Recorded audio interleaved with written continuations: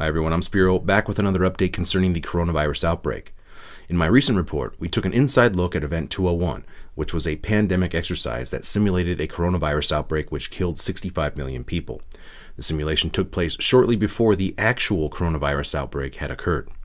Now, in this report, I covered how Section 4 of the simulation was perhaps the most shocking, as the participants of the exercise, which included representatives from the United Nations, the Bill and Melinda Gates Foundation, the media, vaccine manufacturers, major banks, and the Chinese and American CDC, just to name a few, discussed how it was critically important to control news and information, especially on social media. Now, one of the members, who works for the Monetary Authority of Singapore, even suggested it's time for governments to jail those who post fake news. But one thing we haven't spoken about, and I'm wondering whether it's time to talk about this, is a step up from the part of the governments on enforcement actions against fake news, right? Some of us, these new regulations that come in place about how we deal with fake news. And maybe this is a time for us to showcase some cases where we are able to bring forward some bad actors and leave it before the courts to decide whether they have actually spread some fake news. Now, what is fake news? And who decides what the facts are? And who fact-checks the fact-checkers? Now, another member of the simulation panel, who is the Global Chief Operating Officer of Edelman, suggested that social media companies themselves need to be the arbiters of truth. We're at a moment where the social media platforms have to step forward and recognize the moment to assert that they're a technology platform and not a broadcaster is over. They, in fact, have to be a participant in broadcasting accurate information and partnering with the scientific and health communities to counterweight, if not flood the zone of accurate information, because to put the genie back in the bottle of the misinformation and disinformation is nigh impossible. The Event 201 panel also agreed that there needed to be a centralized source of information, which would disseminate the official story, in essence becoming the Ministry of Truth. Now, the panel decided that the World Health Organization would be most suitable for this task.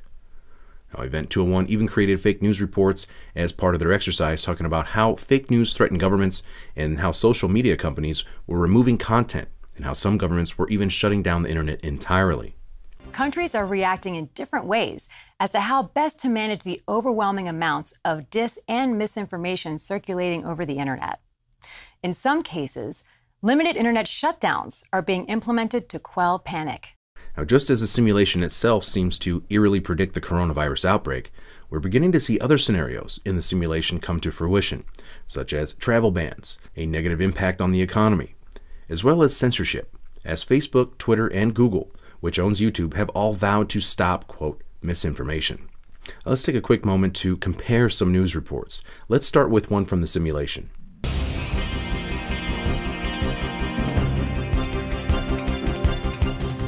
Alarming news emerging from social media companies today about the CAPS pandemic. Twitter and Facebook are reporting they've identified and deleted a disturbing number of accounts dedicated to spreading disinformation about the outbreak. And now let's hear one from the real world. As we continue to monitor the deadly coronavirus outbreak, social media accounts are also spreading misinformation about the deadly virus. As Axios reports, tech platforms including Facebook, Twitter, and Google are now racing to contain false information, much of which violates their content policies. Do we really want social media companies deciding for us what is and what is not misinformation? Can't we, the people, discern truth from non-truth for ourselves? Shouldn't we have that choice? I see this as nothing more than a move to censor and control the narrative as part of the information war. Just last night, Zero Hedge had their Twitter account permanently banned from the social media platform. Many speculate that this was due to Zero Hedge's coverage of the coronavirus outbreak, which often countered the mainstream narrative. Now, just before Zero Hedge was banned, they published a controversial article suggesting that the coronavirus contained HIV insertions, implying that the virus was man-made or had been altered in some way, stoking fears that the virus was actually a bioweapon.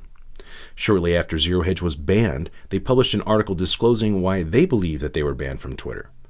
A writer from BuzzFeed filed a complaint with Twitter against Zero Hedge and wrote an article claiming that Zero Hedge had doxed a Chinese scientist and falsely accused him of creating the coronavirus as a bioweapon. So, according to Zero Hedge, they were banned for what Twitter deemed as harassment for publishing the scientist's name and contact information, despite the fact that the scientist's information was already publicly available. I encourage everyone on Twitter to message Twitter support and Jack, who is the CEO or owner of Twitter, and demand that they immediately reinstate Zero Hedge's Twitter account. Or you can retweet my message to them. Now, censorship is not the answer. In my opinion, we need all the information we can get our hands on so we can determine for ourselves what is actually taking place. We cannot simply rely on social media companies, the governments, or the corporate media and their controllers, or even the UN and the World Health Organization to decide what the truth is for us. Now, be sure to follow me on Twitter and also other platforms which do not censor content, such as BitChute, where I post all of my reports, and Gab. I'll post links in the comments below. Stay tuned for more. I'm Spiro.